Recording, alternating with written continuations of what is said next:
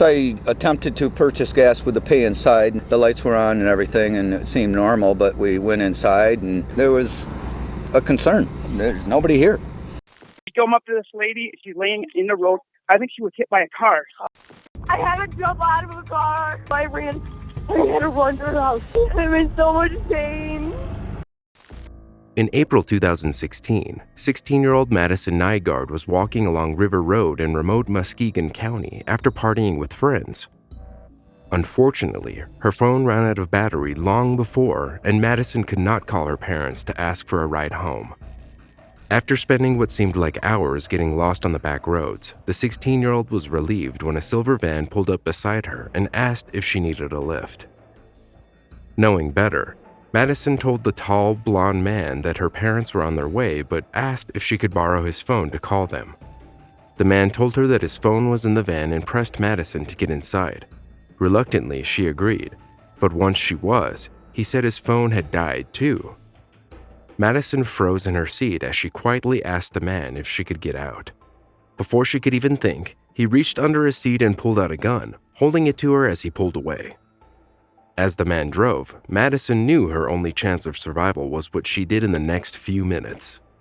With the car speeding along the road, the teen reached for the door handle.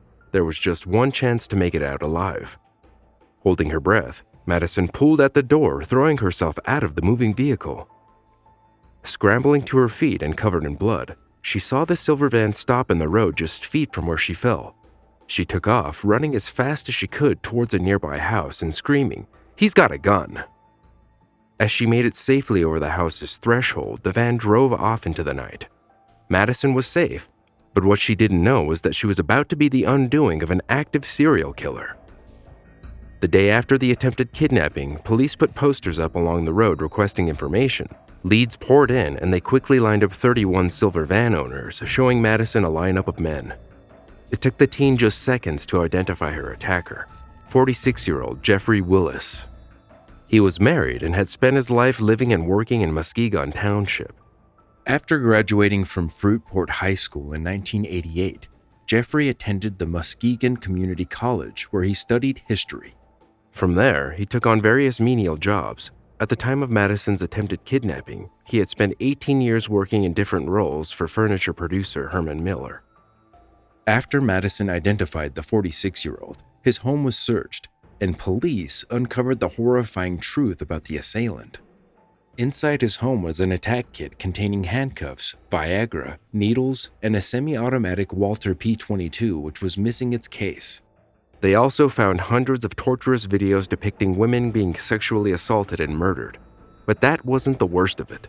At the crime scene where Madison fell, detectives found live rounds of ammunition. They were collected and sent for forensic testing and would eventually come back with a match to the scene of a cold case from 2 years before.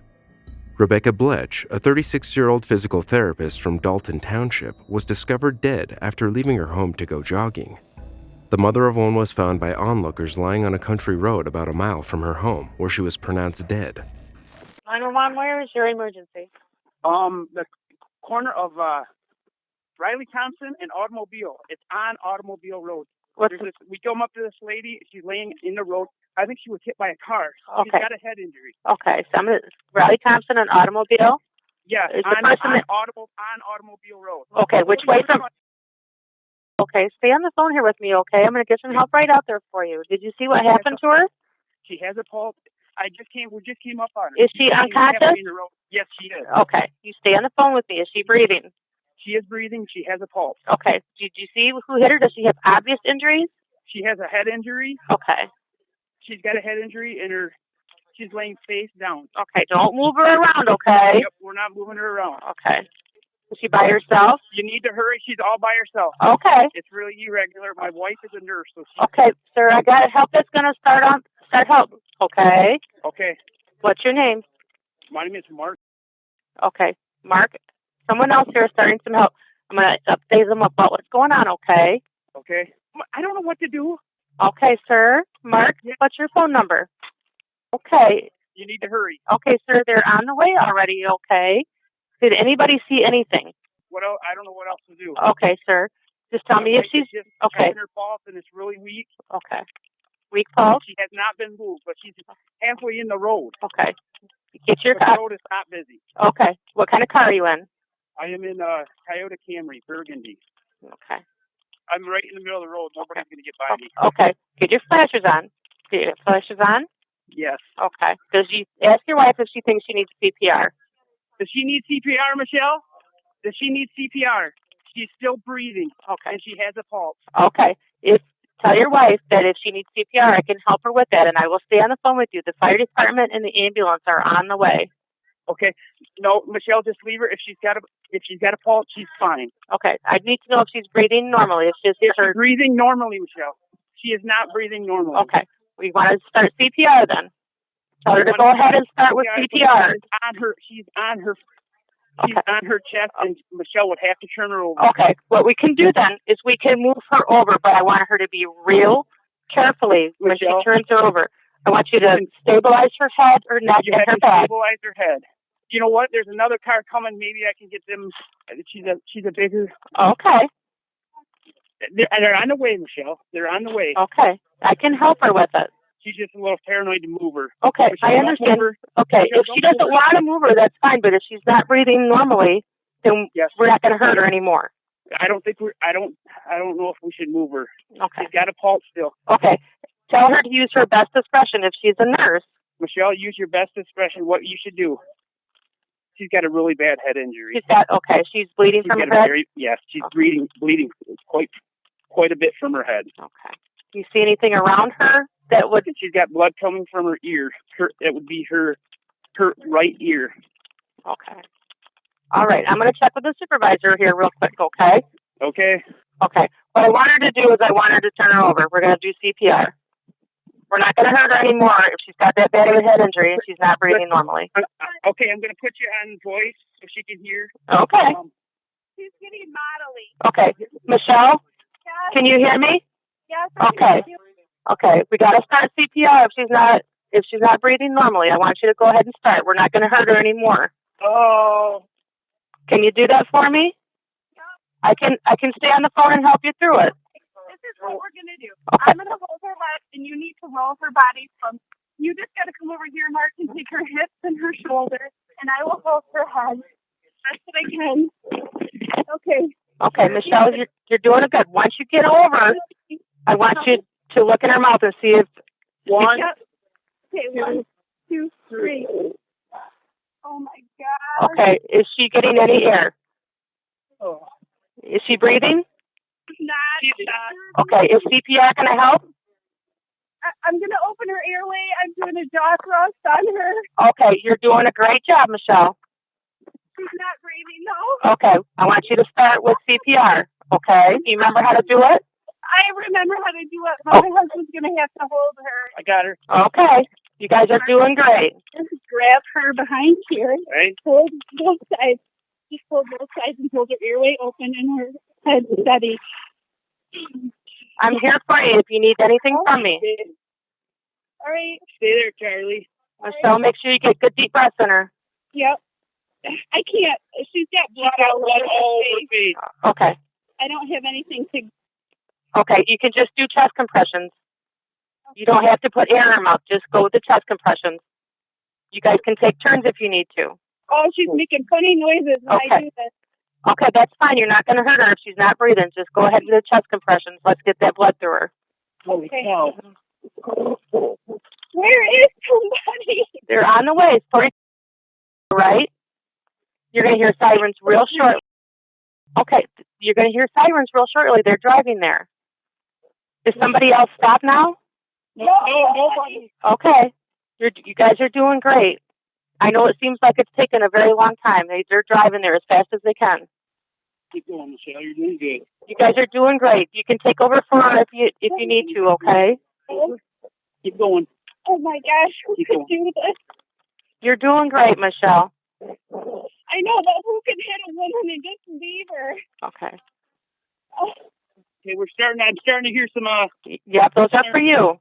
Keep going, Michelle. I know this is hard. You're doing great.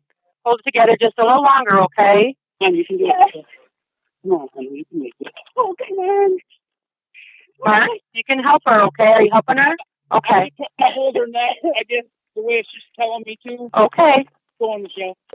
Keep going. Okay, you hear the sirens? I want you to keep doing the chest compressions till someone takes over for you. He's almost here. You guys are doing great. Oh my gosh, there's that key. Keep going, Michelle. Keep doing it till he gets there, okay? Yeah. He's getting ready. He's got to get some stuff out. He's going to be right there for you. He's right behind me. No, back to the nurse. Keep it going. Yeah, I got Okay, thank you. We found her face down. Face down. She would I like saved to- life for next. Okay, Mark? Yeah, Mark, your phone number. that's correct. Okay, you guys did a great job. I'm going to let you go and have him take over for you. Okay. All right, thank you, sir. Oh, my God. Bye-bye. Blood on her. Shells were located near her body, and a bullet wound was found in her skull, casting doubt on what had previously appeared to be a hit and run. She had been murdered.